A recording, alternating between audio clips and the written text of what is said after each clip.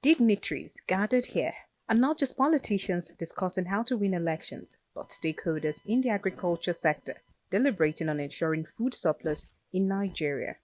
The launching of the report is a collaboration between the National Bureau of Statistics and the Ministry of Agriculture, with funding from the World Bank and technical support from the Food and Agriculture Organization of the United Nations.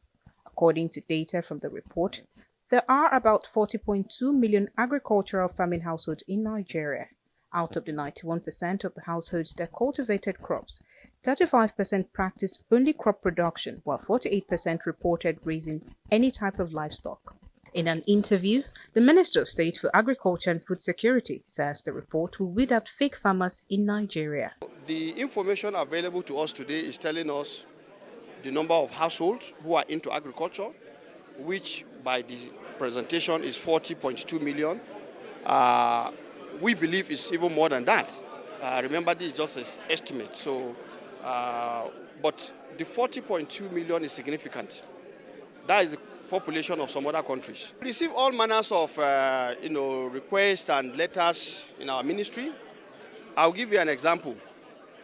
If in one of the states, the major crop they have is maybe granite, or maybe maize, and somebody is telling us that he has 2,000 hectares to plant cassava.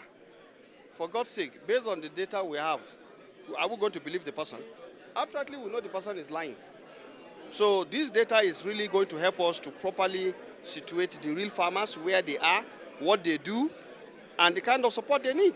So bye-bye to ghost farmers, bye-bye to portfolio farmers. While the Minister of Budget and Economic Planning says food security is priority and direction of the present government, the Director General of the National Bureau of Statistics says the report offers invaluable insights into the very foundation of the agricultural sector. This planning tool, particularly in a federation, determines a lot of progress we can make, especially when, as part of our 8 priority areas, part of the 8 priorities of the Renewed Hope agenda is both macroeconomic reforms and agriculture and food security. And where, given that we are a federation, where power is split between the federal, states, and local governments. It goes beyond mere numbers. It's not just about numbers. It is about empowerment. It is about evidence-based decision-making. By understanding the current state of agriculture, we can draft and craft precise policies and programs to tackle critical challenges such as food insecurity, promote sustainable agricultural practices, and elevate overall productivity. Special Assistant to the President on Economic Matters in the Office of the Vice President says the report is important as the country has not been forthcoming in the area of accurate data. We live in the age of big data now.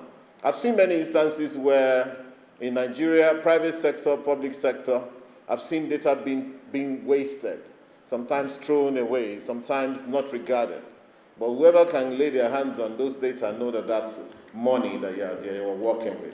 I hope in the report have data on agricultural processors and industrial end users. Because without stimulation of demand from those sectors, we will end up not creating the kind of yields that are required. With the launching of the National Agricultural Sample Census Report, experts believe that the result is timely, given the current global and national focus on food security, as well as the government's drive towards enhancing sustainable local production to cater for the youthful and growing population.